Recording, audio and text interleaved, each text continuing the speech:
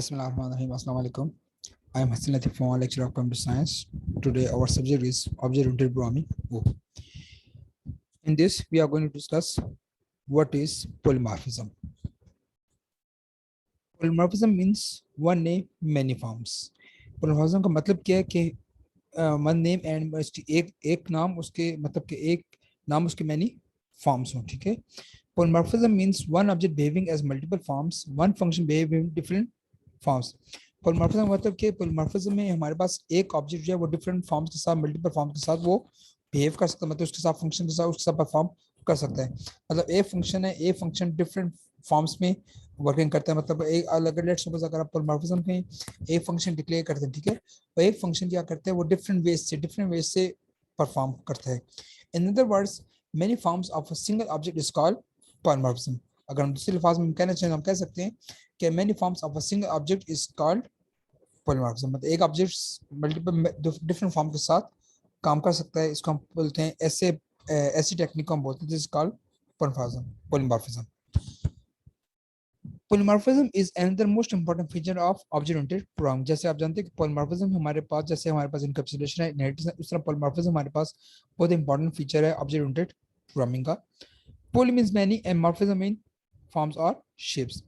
And the operation may exhibit different behaviors in different instances. polymorphism में हमारे पास क्या होता है कि एक ऑपरेशन है वो डिफरेंट तरीकों के साथ डिफरेंट बिहेवियर के साथ डिफरेंट जो के ऊपर काम करता है. And the behaviour depends on the data types used in the operation. Behaviour से मुराद क्या है?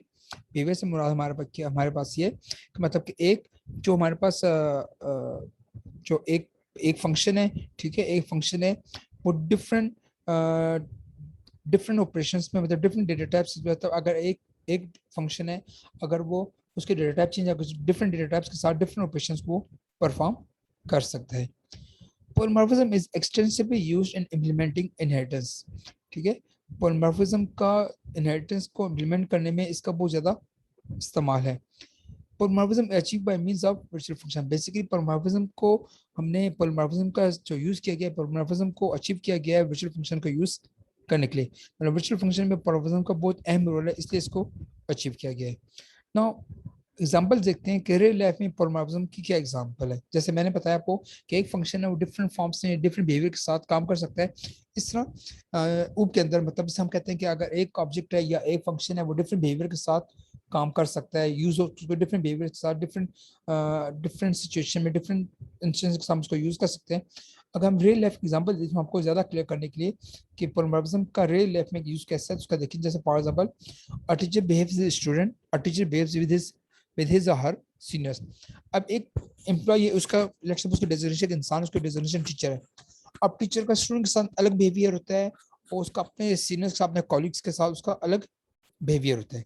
ठीक है, एग्जांपल 2 देखते हैं तो कहते हैं person behaves as a son in house at the same time that person behaves like an employ in the office. अगर पर्सन की एग्जांपल दें तो पर्सन जब अपने घर में जाता है अपने बच्चों के साथ उसका बिहेवियर अलग होता है और अपने ऑफिस में उसका अपने एम्प्लॉय के साथ अलग बिहेवियर होता है. ठीक है, मतलब हर सिचुएशन में एक इंसान है, हर सिचुएशन में वो डिफरेंट किस्म बिहेवियर डिफरेंट तरह से लोगों से बात करता है.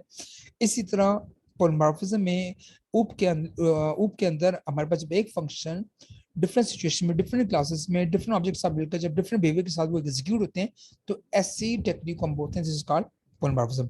अगर दिस एग्जांपल हम देखते हैं और आपको क्लियर करना चाहूँ, your mobile phone one name but many forms.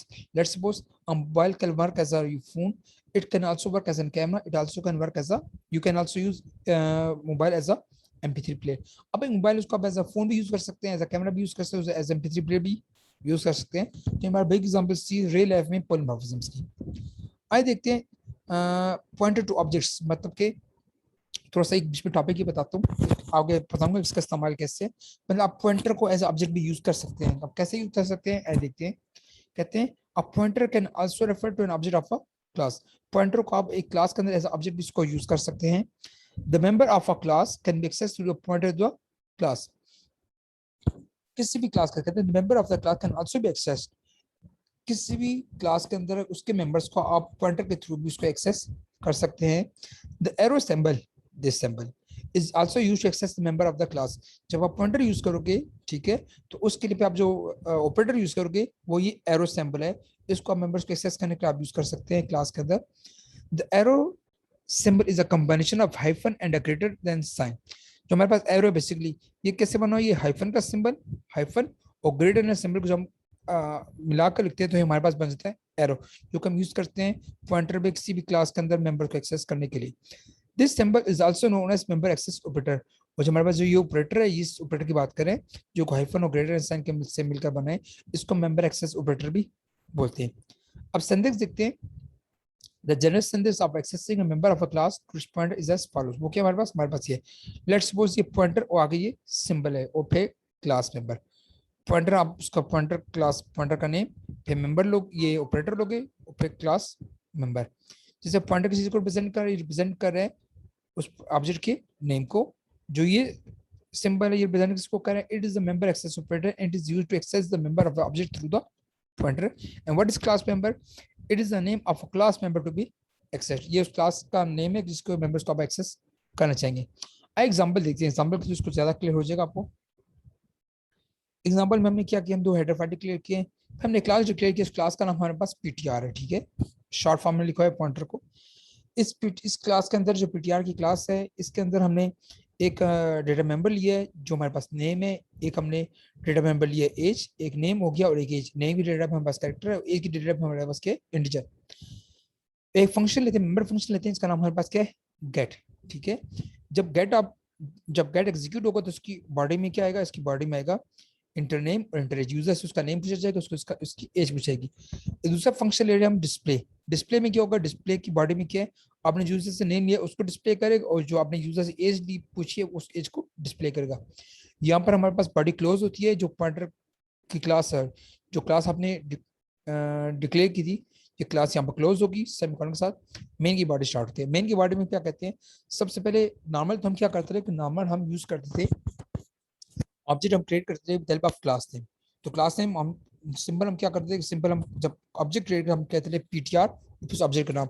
चूंकि आप पॉइंटर ले रहे हैं तो पॉइंटर के लिए आप क्या करेंगे, क्लास डिक्लेयर करेंगे, पहले ऑब्जेक्ट डिक्लेयर करेंगे, पहले क्या करेंगे पॉइंटर क्लास का नेम, फिर स्टैटिक टीए।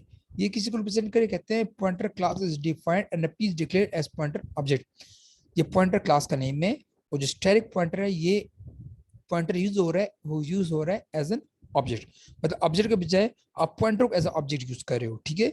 अगर सिंपल हम जब हम सिंपल हम क्लियर करते थे ऑब्जेक्ट बनाते हम ऐसे करते थे पॉइंटर ओपी, मतलब पॉइंटर क्लास का नाम है, पीटीआर क्लास का नाम है, ओपी हमारे पास ऑब्जेक्ट है। जब आप इसके साथ स्टैटिक का सिंबल लगाते हैं तो ये हमारे पास इस वक्त जो ऑब्जेक्ट है ये बन गया यूज हो रहा है एज अ पॉइंटर। जब पॉइंटर यूज हो रहा है तो जब पॉइंटर के थ्रू आप मेंबर फंक्शन को कॉल करेंगे, जब सिंपल आप फंक्शन को कॉल करते थे तो आप कैसे करते थे, आप ऐसे करते थे, मतलब लेट्स सपोज हमारे पास आपके पास आपने जब सिंपल क्लास डिक्लेयर करते आप करते थे पीटीआर पी, बस इसके बाद आप करते थे P dot let's suppose get है, दो गेट लिखकर अब इसको एक्स एग्जीक्यूट करते हैं। बट इस सिचुएशन में अब तो ये हमारे पास सिचुएशन नहीं है ना, अब तो हमारे पास पॉइंटर यूज हो रहा है, सॉरी ऑब्जेक्ट हम यूज कर रहे हैं एज अ पॉइंटर। जब ऑब्जेक्ट को आप एज अ पॉइंटर यूज कर रहे हो तो उसके लिए फिर आप ये चीज यूज नहीं करोगे, उसके लिए फिर आप क्या करोगे,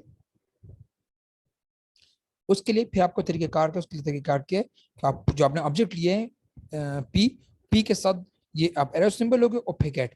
इसके साथ यही तरीकेकार है, जब आप पी स्कोप रिजोल्यूशन ऑपरेटर, ठीक है, sorry P member access operator, जब गेट फंक्शन को कॉल करेंगे तो आपके पास गेट फंक्शन कॉल होगा, आपके पास ये फंक्शन एग्जीक्यूट होगा। फिर उसके बाद जब आप लिखोगे दूसरा फंक्शन कॉल करना चाह रहे हैं, डिस्प्ले को मेंबर फंक्शन एग्जीक्यूट करना चाह रहे हैं, तो आप फिर वही करोगे पी और arrow symbol member access operator और डिस्प्ले। फिर ये दूसरा जो मेंबर फंक्शन डिस्प्ले ये एग्जीक्यूट होगा और आपके पास आउटपुट आएगा, आपने जो यूजर से नेम और एज यूज दिए वो आपको डिस्प्ले हो जाएगी। क्लियर होगा, ये था हमारे पास था member as pointer as an object. But जब आप ऑब्जेक्ट को एज अ पॉइंटर यूज करोगे तो उसका क्या तरीकेकार है ये मैंने आपको क्लियर कर दिया, सिंपल। बस अब इस चीज का ख्याल रखोगे, जब आप ऑब्जेक्ट क्रिएट करोगे उसके साथ स्टैटिक का सिंबल यूज करोगे जैसे आप सिंबल पॉइंटर में करते हैं। फिर जब फंक्शन को कॉल करोगे मेंबर फंक्शन को एक्सेस करने की कोशिश करेंगे, जब उसको एक्सेस करना चाहेंगे तो उसके साथ आप करोगे पी और डॉट के बजाय आप यूज करोगे ये वाला मेंबर एक्सेस ऑपरेटर जो कि हाइफन और ग्रेटर साइन के साथ है। बाकी सिंपल सब वैसे ही सब सिंपल मेंबर फंक्शन यूज करते हैं। क्लियर हो गया, यहाँ तो कोई क्वेश्चन आप मुझसे कर सकते हैं। थैंक्स फॉर वॉचिंग, अस्सलाम वालेकुम।